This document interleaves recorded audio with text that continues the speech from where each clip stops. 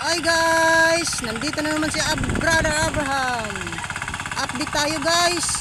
Ito na guys, yung panaliguan ko yung video ko ng pinaliguan ng akong tauhan. Nandito tayo ngayon. Level up tayo guys. Di ba yung ginagamit ko kalabaw? Ito naman Landmaster, nagpatag ng nagsapil, nagpatag ng mga kahon-kahon. Level up na to, mas mabilis pa to sa kalabaw. Ito yung makabagong imbento ngayon ng magsasaka, yung Landmaster yung ginagamit, hindi na kalabaw, dahil mas mabilis to. Mas mabilis to sa kalabaw.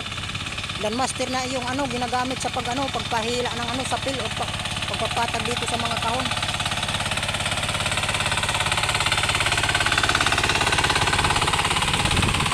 Ito yung pinaka-the best technique. Mas mabilis pa to sa kalabaw, yung pagpapatag sa mga kahon. Diba kalabaw yung ginagamit ko, ito naman Landmaster, dahil mas mabilis pa to, malakas to humila kaysa kalabaw.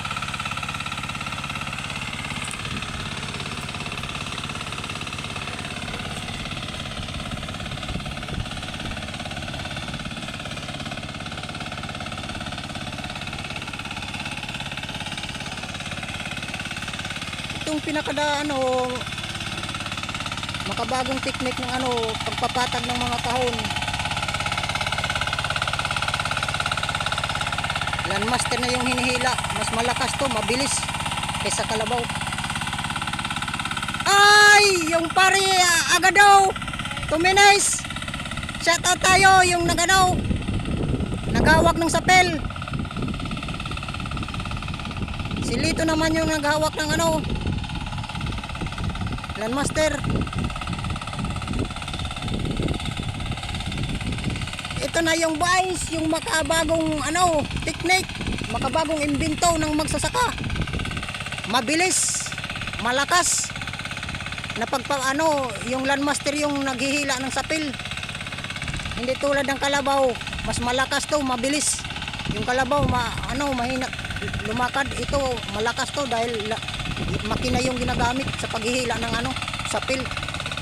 Pinapatag natin to dahil tataniman na to ng tataniman tong ngayong Mayo 12.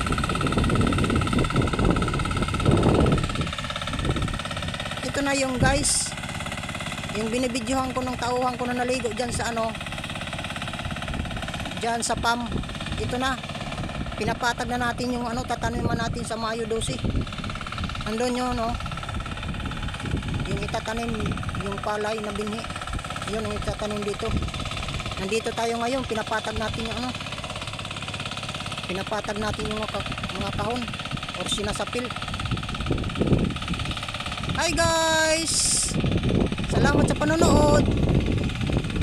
Follow me on Facebook, Abraham Balaga, Isaac channel on YouTube channel. Thank you for watching guys. For see you next video. Thank you very much sa panonood nyo. Thank you guys.